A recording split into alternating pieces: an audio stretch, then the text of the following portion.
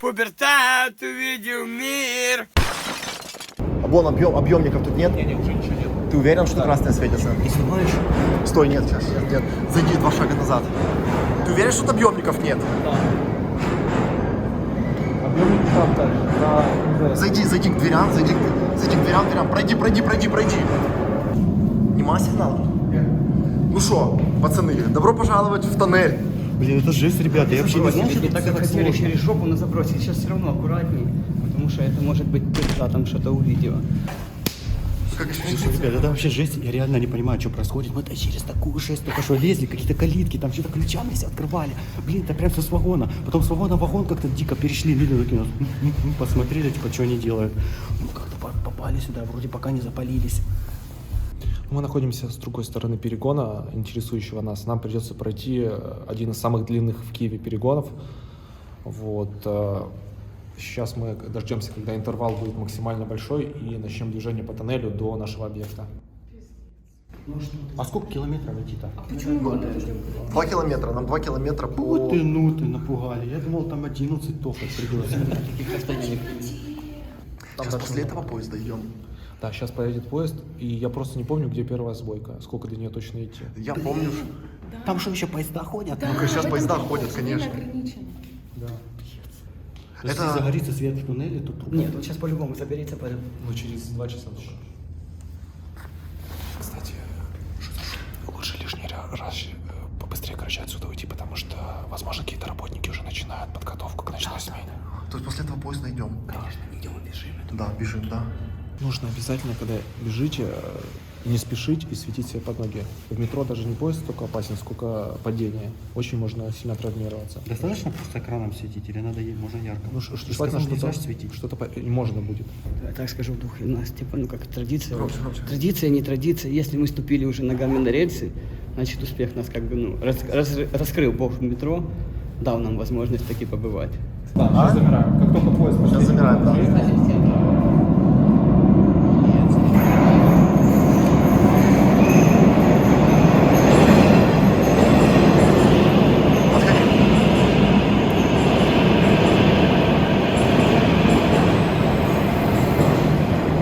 Заборно. Давай. Пошел. Меньше света. Все, нормально. Можете светить полноценно.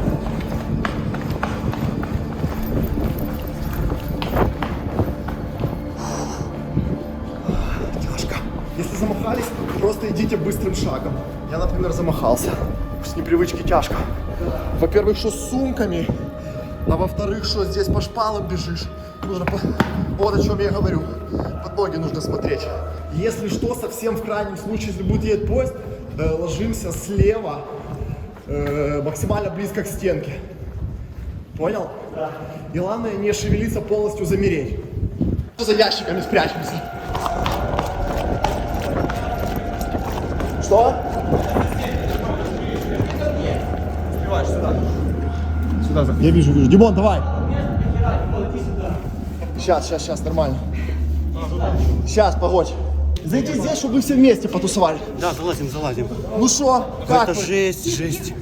Наш поезд, заходим. И выключаем свет. Ребята, гасим свет. Вырубай свет. Саня, ты где? Все, я тут. Все, давай там. Кто это? Дима. Прижмись к стенке и максимально не шевелись. Пипец, сейчас поезд будет очень близко. Капец. Давай тут переждем еще одну сбой. Ну, не будем бежать, да? Да, чуть дыхание. Переждем. Я только за. Мы прошли сколько? Ну, метров 700. Блин, ну мы быстро, мы бежали прям жестко. Ну вы что-то отстали, а что-то снимал что-то? Я? Да, что вы в конце были? Я присяду. Я все время снимал. Я понял. А, это даже не наш. Что, Сус, как идет наше движение? Не знаю, я думаю, намного хуже буду бежать. Нормально, форму не потерял, как старик уже. Когда хочешь жить, блядь. Когда хочешь жить, ноги сами бегут. Я не про то, я про то, что это метро мне как рыба в воде. Я тут себя чувствую вот так вот маневренно. Я знаю, где какой ящичек, где какая сбоечка, где горба пригнуть, где притулиться можно, где водички лизнуть. Уже тут оборудовал себя сзади, пока вы тут теревените. Там комната здоровая.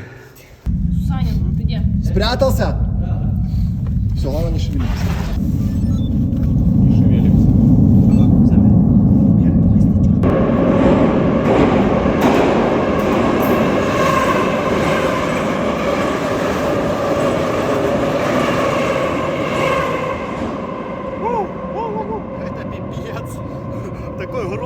вообще ощущение, конечно, классное. Вот это мне понравилось.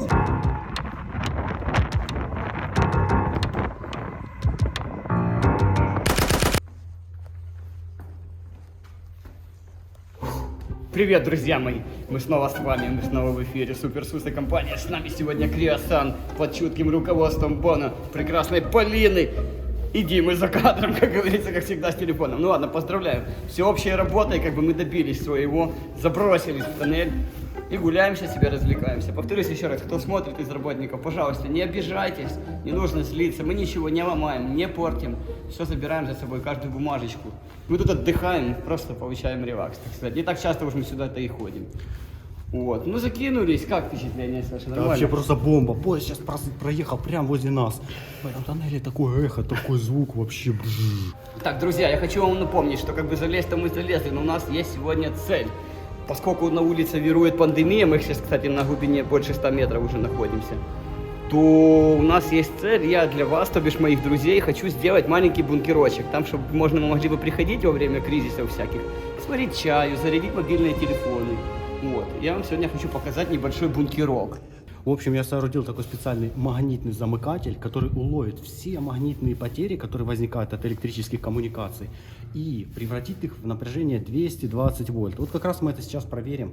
Вернее, сегодня проверим, как оно будет работать. Сделать кипятильник и сделать чай хотим, и мобилку зарядить. Скажи, электрические потери это типа лишний ток, который мимо кассы летит? Да, это то, что все разлетается, расходится, которое нагревает провода, нагревает там всякие предметы, электромагнитные излучения. Короче, всю вот эту бяку. Охлаждающие токи это оно? Да, это оно тоже. Бо, ну что, как скажешь, как коллектив действовал и как технически можно оценить наши манипуляции? Ну, очень даже хорошо. У нас все получилось. Шансы были минимальны, особенно после двойного или даже тройного запала на Шулявской. Но, как говорится, наша взяла. Ну, в общем, через 2 минуты будет следующий состав. Мы его пропускаем. У нас получается свежий интервал.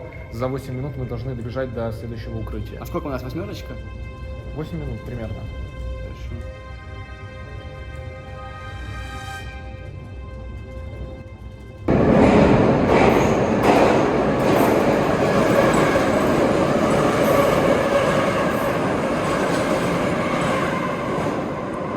Стой, не свети.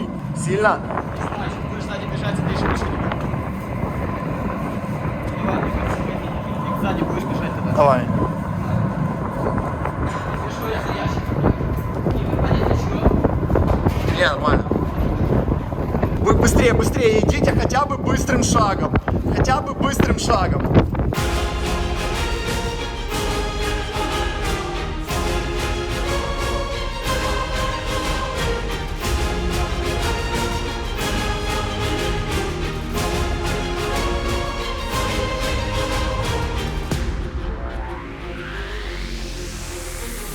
Прибежали, нет? Бону, смотри на объемники. Если это 15-я шахта... А что за свет впереди? А что за свет? Нас не видят? Нет, там стрелочный перевод. Стой, не ходи. Стой, тихо. Стой, заходи, поезд. И тут желательно следы не оставляйте, на мокрое не становитесь. Все, не свети в перегон. Едет?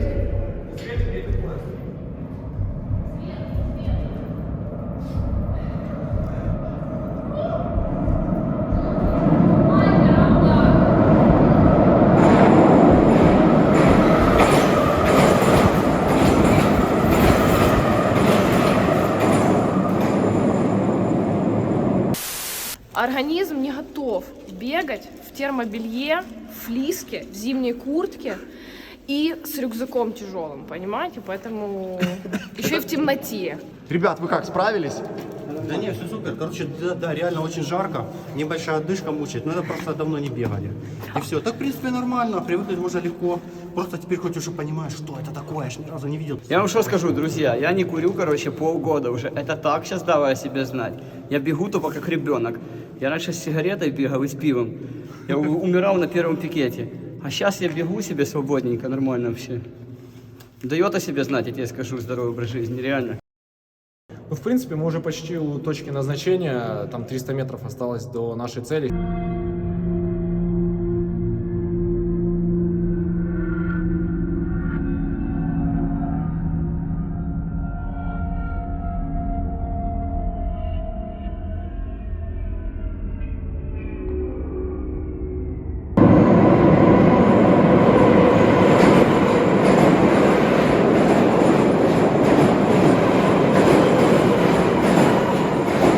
Ребят, короче, наконец-то попал в метро. Давно мечтал вот так вот попасть. Да еще и с оперсусом. Это вообще просто бомба, круто. Впечатления прям переполняют. Что, не страшно? Да не, вообще бомбезно. Знаешь, что меня только что интересует? Скажи, пожалуйста, что вот это за штукенция? Это что за штука? Это механическое заворачивание болтов шпалой. Понял, с электромотором. Ну вот, видишь гайки? А, не ремонтной работы, шпалы меняют, Ну типа? конечно, это же вкручивает рельсы шпалы. Всё, ребят, вставайте надо.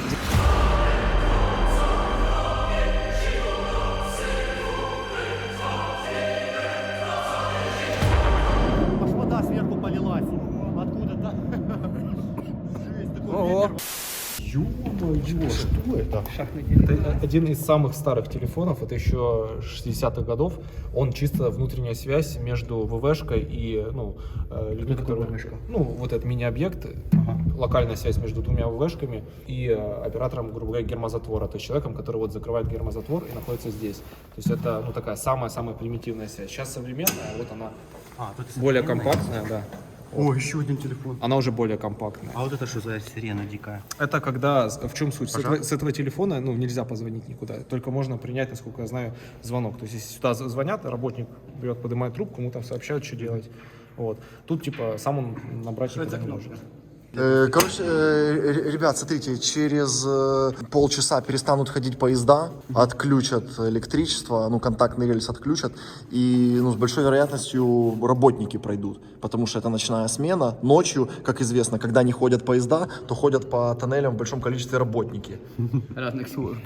Нужно еще учитывать, что хотя сегодня и воскресенье, это один из самых нагруженных и наиболее изнашиваемых участков путей Киевского метрополитена. Да, мы потому сейчас что... сядем, я расскажу про него историю. Тут угон 45 градусов. Так, когда едут поезда, между одним и вторым поездом перепад 1 метр. То есть вот так вот два поезда. Я не знаю, зачем так сделали, вот так вот. Сначала... То есть, смотрите, мы сейчас заходим через 10 минут в бункер, и там сидим уже Отдыхаем. Несколько часов, пережидаем, пока пойдут работники. И там как раз проведем наши эксперименты. Да, именно. Тут я разговор? Не понял. Вызвали? Ментов вызвали? Trebuie să luați în considerare și Что это? faptul că, deși astăzi este duminică, aceasta Прикинь, он все este записывал наш разговор. Смотри, смотри, читай. Контакт отключают, большой вероятности работники пойдут, потому что это ночная смена. А как такое могло быть? Я ничего не нажимал. Это у тебя какая-то настройка? Нет никаких настроек, само наклассалось в Всё, кармане. я сам шпион. Шпионит в туннеле. Саня, нас рассекретили. Дуем отсюда. Аркус! Друзья, выключили электричество, перестали ходить поезда. Но нужно же еще 300 метров пройти, 300. До станции, до нашей точки убежища, чтобы там скрыться. Так что сейчас быстренько пройдем, и там уже будем тусоваться. Но сейчас надо, поедет, не поедет, хер его пойми. Зацените, как тихо в метро стало. Наступила ночь. Реально, капец.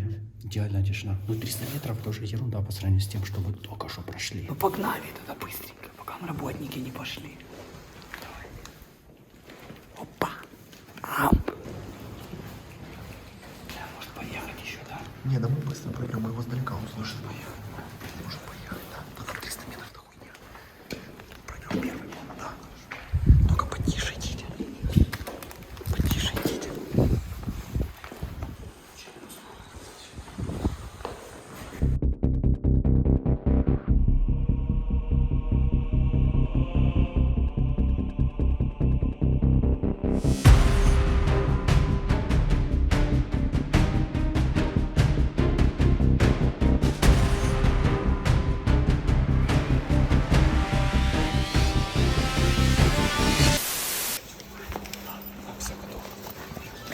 Она на замке. Да. Блин, ребят, короче, наш бункер на замке, прикиньте. У нас же ключ есть. Не надо ничего ломать. Да ладно. Вежливость. А как так? Живора. Подожди, а как? Откуда у тебя ключ? Я же в СБУ работаю. Он же у него все есть. Ну, это, видимо, какой-то особо секретный объект, если тут дополнительный замок. Тут сигналки нема никакой, да, ничего? Прощаемся со станцией, ребята. Увидимся утром. Идем на покой. Так, и мы закрываем замок за собой, да? Ну, вообще молодец, замок снаружи. Никто ничего не догадался. Наш собственный бункер. Короче, Бона закрыла ее на замок снаружи, чтобы никто не догадался, что мы тут есть. Можете себе представить, это собственный бункер Суса. Под замочком все круто, никто не залезет. Вот это да, именно коллективный разум, что вытворяет.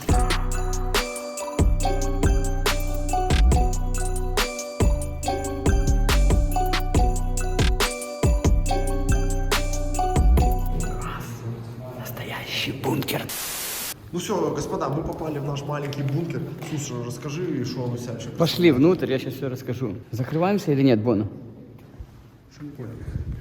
Не, мы сейчас пройдем, там сядем, у нас есть там столик, все, что нужно. А гермиться будем? Не, гермиться нет смысла. А нас наверху не услышат? Нет, нас не услышат. Аж там никогда. Ну все, тогда пошлите внутрь, сейчас все расскажем. Вот, закрываем, потом герметизируем. В туннеле получается... Оно герметизируется. Получается, внутри создается избыточное давление. Когда бомбоубежище метро превращается, вот те все большие двери закрываются, которые мы видели в перегоне. Вот. И воздух засасывается только через шахты, через уличные, через вот такие вот решеточки, чистые только поступают, там фильтры стоят.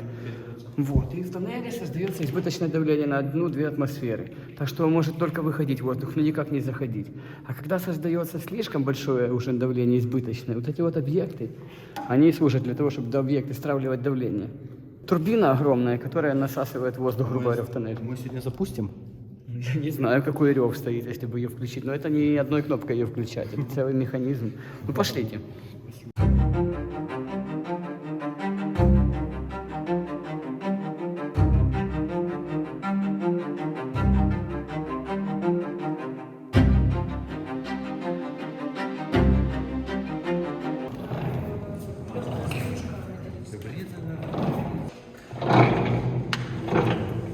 Тут еще одна ручка была.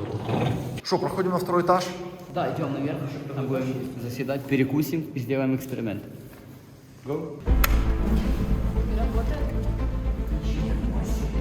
Класс, Тимон, блин, я тут не был. Давайте, заходите, закрывай. Все, закрыли двери и начинается рок-н-ролл, детка. Я здесь... Аппаратура для связистов. Все, друзья, это маленький бункерок, это стол, это пункт связи. Тут находился связист ответственный, который управлял всей гражданской обороной по метрополитену, какие-то важные функции. Вот это да, ничего себе. Смотрите, сталинские телефоны. Ой.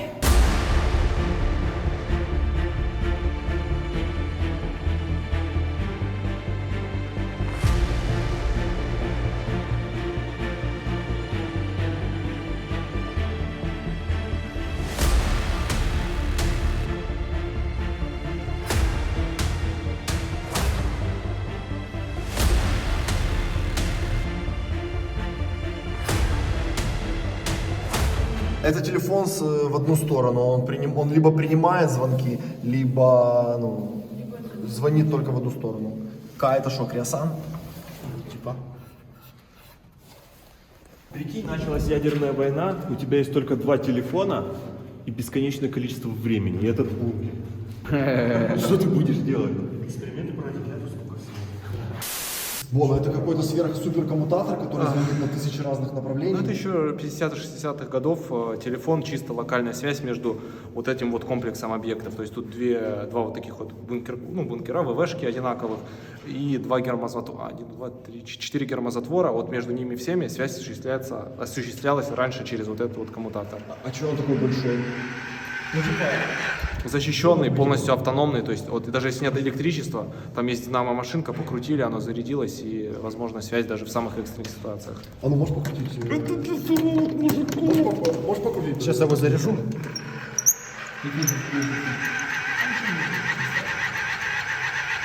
По-другому не запустится. Короче, пацаны, мы выкупили второй телефон, который связан с вот этим аппаратом. По звуку случайно, когда крутим рычаг, там срабатывает звонок. Сейчас пойдем покажем вам его. Погнали, давай. Вот там, да? Да, это он.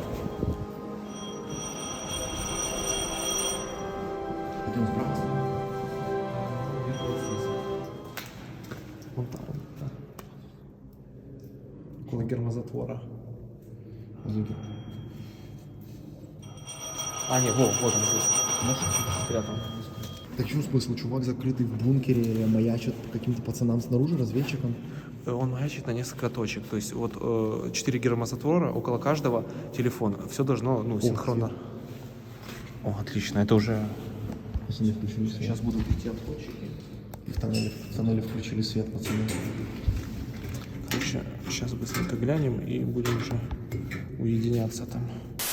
Друзья, смотрите, мы вышли в перегон, уже включили свет, значит, через 10 минут пойдут работники по тоннелю проверять, там делать какие-то свои работы, поэтому сейчас час-два нам нужно максимально тихо пересидеть эту волну, пока они пройдут. Сегодня выходной день, обильных каких-то работ не ожидается, они так дежурные осмотры свои сделают и отпетляют. Мы пока потусуемся в бункере, а ближе к утру уже выйдем в перегон. Вот там вот далеко впереди станция. Очень плохо видно, но там далеко-далеко впереди станция, на которую мы с утра будем вылазить.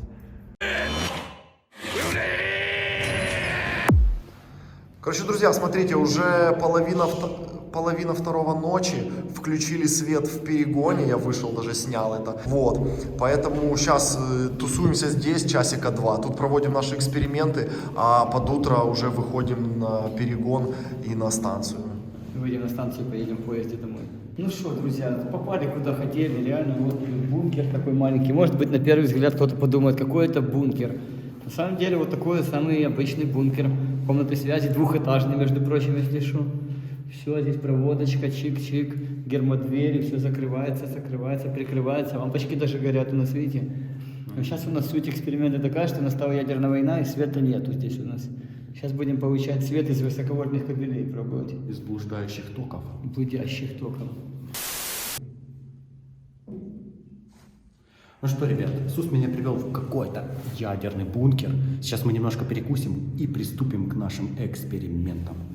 И Сережа с этой лестницы с самого верха ебалом об землю. У меня, кстати, тоже, видишь, в метро идут заряжены роликсы. Роликсы. Помнишь, песня была? Роликсы.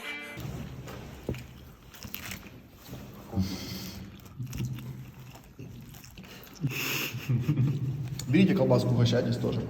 Классная колбаска. Добро пожаловать в всю сонячую столовку. Саша, угощайся. Ага, ладно, вообще бомба. Давно мечтал попробовать сусенячие колбаски. Что прям сусенячую колбаску надо есть прям с кожурой, если кто не знал. Да, не, лучше не есть, скажу. Ешь. Вот так. Сырочек держи. Спасибо.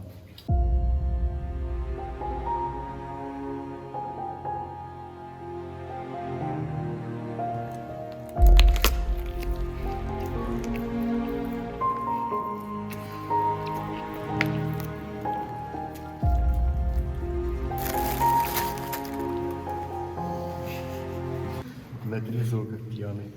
Мы, кстати, в метро были последний раз в мае, за один день до твоего дня рождения, щадило, когда мы ходили. Это еще был карантин. Метро было закрыто на карантин, не работало. А этот залаз мы специально для вас, ребята, разработали. Это, в частности, Боно постарался, за что ему респект. Полгода еще. Жесть. Коленки долго потом дрожали. Не, ребят, огромное вам спасибо, это реально непередаваемое ощущение, это что-то новое в нашей жизни. Это было страшно, больно, но круто. Но это потом будет вспоминаться и... Нет, на самом деле, типа, ты всю глубину ощущений поймешь после впечатления дома. Да. Помывшись, лежав в кровати, закурив сигарету, уже расслабившись, где-то через сутки поймешь, типа, на самом деле, посмотришь фотографии, пару раз проедешь в вагоне метро, увидишь эти дырки со стекла, и ты вспомнишь, что ты здесь вот только что бегал, и иногда будешь признаться, что в стекло нет, и там какого-то Бона не гоняет, он там фонарь не прячет. И это действительно так и есть, это интересно. Ведь то, что ты видишь из окна, ребята, друзья мои, то, что вы видите из окна поездов, когда ездите в метро, это всего лишь 10% того, что существует в метрополитене. Тут столько всяких заковырок, всяких загадок, всяких штучек. И тем более, что метро советское, оно проектировалось в первую очередь как бомбоубежище. И не просто даже для людей, а для правительства в первую очередь, чтобы грузы людей правительство перевозить Поэтому здесь очень много всяких приспособ, типа объектов гражданской обороны, гермозатворы, всякие водоотливные установки, воздуховыпуски, вот эти вот узлы связи огромные, дизель-генераторы под землей. Ну, короче, целая система жизнеобеспечения полностью автономии вот этой вот штуки. И в чем прикол интереса вот этих вот наших советских метрополитенов, в отличие, допустим, от европейских. Вот мы в Париже были, там нет ни гермозатворов. Половина же вот этих вот всех кабелей, это всего лишь на секретные объекты они все идут. Это не для обычного метро. Они впустую. Если бы не было этих объектов, в Париже там что, 1-2 кабеля идет и все. Чисто свет завели. Нету ни гермодверей, ничего нет. Ну не так интересно. А советские метрополитены, это таят такие секретики между собой. Ну это круто.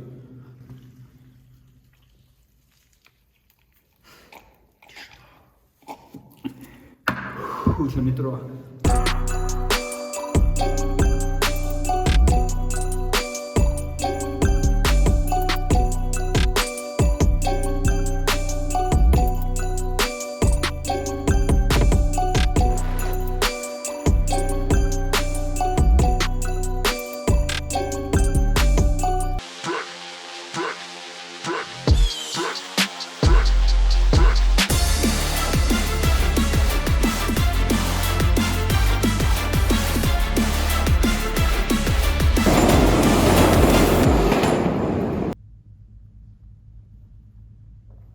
Бендюга пройдет и будет нормально.